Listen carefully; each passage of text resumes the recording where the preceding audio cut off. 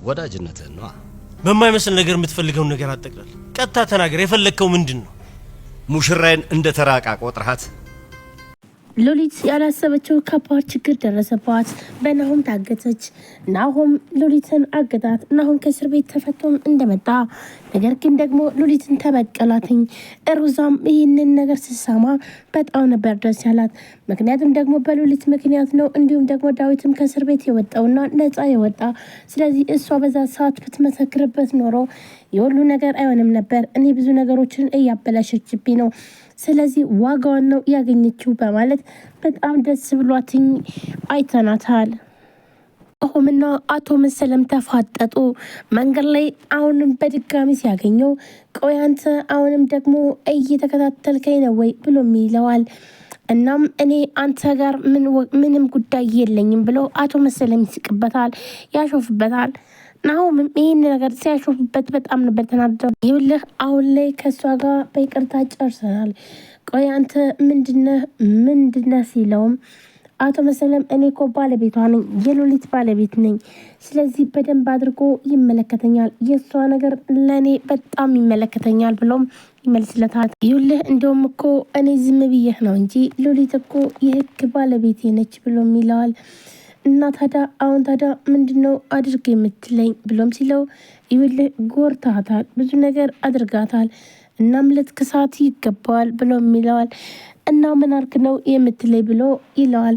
አዎ አሁን በምልክልህ አድራሻ ሉሊትን ይዛ ትመጣለህ ይለዋል። በዛም እንግዲህ ተስማምቶ ነበረ። ናሆም ሉሊትን አግቶ ይዟት ሄደው ሉሊትን በሩ በሚንኳኳ ሰዓት በሩን ትከፍታለች። በሩንም በከፈተችበት ሰዓት ናሆም ነበረ። እናም ሉሊትን አፍኖ እንዲሁም ደግሞ እንዳትጮህ አደንዝዞ ነበረ ይዟት ሄደው። እናም ይህንን ከወሰዳትም በኋላ ሉሊት በጣም ደነገጠች። ይህ ለሷ ከባድ ነበረ። አቶ መሰለንም ቆይ ግን አንተ ሰውዬ ከማን ጋር እያወራህ እንደሆነ ገብተዋል ብሎም ይለዋል። አዎ ጠንቅቄ አውቃለሁ። እናም ለዚህም ስራ ደግሞ አንተ ጎበዝ ስለሆንክ ነው አንተን ያዘዝኩ ብሎም ሲለው ናሆምን በጣም ይናደድና ይኸውልህ እኔ የማንም ተላላኪ አይደለሁም፣ እኔ የራሴ የሆነ ስራ ያለኝ ሰው ነኝ፣ ስለዚህ አይመለከተኝም ብሎ አቶ መሰለን ይናገረዋል። ትሰማኛለህ? አሁን ላይ ምንም አይነት ስራ የለህም፣ ባዶ ነህ። ለነገሩ ከደቂቃዎች በፊት የተፈጠረ ክስተት ነው ብሎም ይለዋል። ናሆምን በጣም ይደነግጥና የምን ክስተት ነው ብሎም ይለዋል። አዎ ከሰራተኞች ጋር የሆነው ነገር ማንኛውም ከሰራተኞች ለአንዱ ደውለህ አጣራ ይለዋል። ናሆምን በመደንገጥ ለሰራተኞቹ ስልኩን ሲደውል ግን ደግሞ የሰማው በጣም ከባድ ነገር ነበረ። እናም አንቱሻ ምንድነው ያደረከው ብሎ በጣም ሲጮህና ሲሳደብ አቶ መሰለም ይኸውልህ አንድ ነገር አደርጋለሁ ብለህ ብትሞክር ለራስህ ዋጋ ትከፍላለህ፣ ስለዚህ ምንም ነገር እንዳታደርግ ብሎም ይለዋል። የሆነ ነገር አደርጋለሁ ብትል ይኸውልህ ከአንተም ላይ ከእህትም ላይ ከባድ የሆነ አደጋ ነው የሚደርስባችሁ። ይኸውልህ እንደምታውቀው እንግዲህ ከጋረጅ ላይ ከባድ ኃይለኛ እሳት አደጋ ደርሶብሃል፣ ስለዚህ ብትረጋጋ ይቻላል ብሎ አቶ መሰለም ናሆምን በዚህ መንገድ ያስፈራረዋል። እናም ይኸውልህ ያንተ ደንበኞች መኪናዎች ሁሉም ነገር አደጋ እንደደረሰባቸው ታውቃለህ። እነሱን ደግሞ ከኔ ጋር ሆነህ ላስተካክልልህ እችላለሁ። ይህን ነገር ደግሞ የማደርገው ከኔ ጋር ሼር ሆነህ ስትሰራ ነው። ደግሞም ታውቃለህ አይደለ ይህንን አንተን እድሜ ልክህን እስር ቤት የሚከት ፋይል እንዳለኝም ታውቃለህ ብሎም ይለዋል። ይህ ሲለው በፍጹም ይህን ነገር አላደርግም ብሎ እናሁን በጣም ተናዶም ይጮኋል። ይኸውልህ አትጮህ፣ ግን ደግሞ ተረጋግተህ ብታስብበት ይሻላል ብሎ አቶ መሰለም ማስፈራሪያውን ቀጥሎበታል። እሺ ይሁንልህ፣ ታዲያ ምን እንዳደርግ ነው እየፈለግከው ብሎ ናሆምም አቶ መሰለም መለማመጥ ጀመረ። አዎ እንደሱ ብትስማማ ነው የሚሻልህ። እናም አሁን እኔ የምልህን ነገር ትሰማለህ እና ሙሽሬ ቤት ድረስ ይዛት ትመጣለህ ብሎም ጥሎት ይሄዳል። ናሆም ምንም አማራጭ አልነበረውም። ሉሊትን ምንም እንኳን መጉዳት እንደማይፈልግ ቢሆንም ነገር ግን ደግሞ ግዴታው ነበረ። ያለበት አደጋ ከባድ ውስጥ ነው። እናም ስለዚህ በዚህ ጉዳይ ደግሞ ተስማምቶ ወደ እነ ሉሊት ጋር ነበር ሄደው። እናም በሩን ያንኳኳል። በሩን በሚያንኳኳበትም ሰዓት ሉሊት ነበረች የከፈተችው። ሉሊትም በሩን እንደከፈተችለት ናሆም ነበረ። እናም ማደንዘዣ ወይም ደግሞ እንድትተኛ የሚያደርግ ወይንም ቶሎ ብሎ እንዳታስቸግረው አፏን አፍኖም ራሷን ከሳተችም በኋላ ተሸክሞ ነበረ ወደ አቶ መሰለ ቤት ይዟት ሄደ። ሉሊት አሁን ላይም ገና ከባድ ችግር ውስጥ ነች። ምንም ፈተናዋን ሊያልቅላት አልቻለም። ከዚህም በፊት ግን ደግሞ እናቷ በመደወል ስለ ጤናዋና እንዲሁም ደግሞ እየተረበሸች እንደሆነ ግን ደግሞ ምን ተፈጥሯል ልጄ፣ ቆይ ግን እኔ የማላውቀው የተፈጠረ ችግር አለ ወይ ብላም ትላታለች።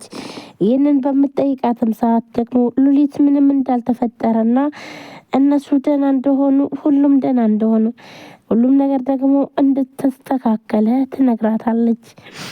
እሺ ልጄ፣ ግን ደግሞ በጣም ልቤ እሺ ሊለኝ አልቻለም። ለማንኛውም ደህና ከሆንሽ ግን ደግሞ ልጄ አሁንም ቢሆን ራሽን ጠብቂልኝ በማለት ትነግራታለች። ሉሊትም እናቷን በማጽናናት በቃ አይዞሽ እማዬ ምንም ነገር ሊፈጠር አይችልም ብላም ስልኩን ትዘጋለች። አቶ መሰለም ስልኩን ይደውልና የአክስቴ ልጅ እውነት ለመናገር በጣም ነው የማመሰግነው። በናኦድ ጉዳይ በተለይ በጣም ነው የረዳኝ። እናም አመሰግናለሁ። ላደረክልኝ ሁሉ ሙሉ ምስጋናዬን አመሰግናለሁ በማለት ሲነግረዋል።